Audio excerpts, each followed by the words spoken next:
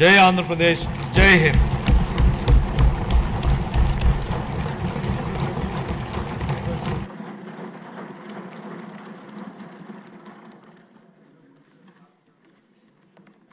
Thank you finance minister గారు, with in time load చేశారు. అందరికీ మనవండి 2 minutes.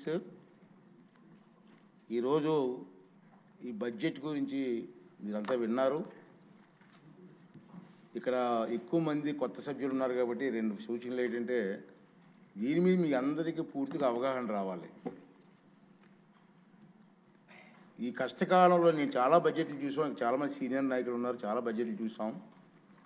ఈ కష్టకాలంలో చంద్రబాబు నాయుడు గారు, పవన్ కళ్యాణ్ గారు ఇద్దరు కలిసి నాయకత్వంలో ఒక మంచి బడ్జెట్ని ప్రవేశపెట్టారు. ఎందుకంటే కష్టకాలంలో మిగతా రోజులు వేరు, నష్టపోయిన రాష్ట్రంలో ఈ బడ్జెట్ గురించి ప్రతి ఒక్కరికి కూడా పూర్తి అవగాహన కావాలి. ఇక 2 రోజులు టైం ఉంది మనకి. రేపు ఎల్లుండి కూడా సెలవు ఇస్తున్నాం, మళ్ళీ మండే వస్తాం మనం. 3 days దీని మీద డిస్కషన్ ఉంటుంది.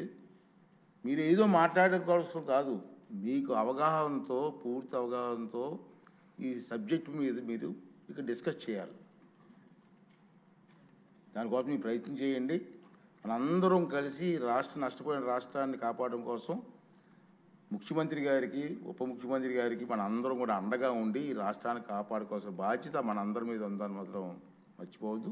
బాగా చదవండి, అందరికీ అవకాశం ఉంది. 3 రోజులు టైం ఇస్తున్నాం బడ్జెట్ మీద మాట్లాడడానికి. మీకు మాట్లాడే అవకాశం ఇవ్వండి. గంటల కొద్ది ఉపన్యాసం కాదు, తక్కువ టైంలో ఎక్కువగా అర్థం వచ్చేలా మాట్లాడండి. అందరికీ అవకాశం వస్తుంది కాబట్టి అది మనం చేయాలని. తర్వాత మీకు ఈ బడ్జెట్ తాలూకు పత్రాలన్నీ కూడా పెన్ డ్రైవ్లో కూడా ఏర్పాటు చేస్తాం, మీకు సప్లై చేసి ఉంటారు. పెన్ డ్రైవ్ కూడా మనం.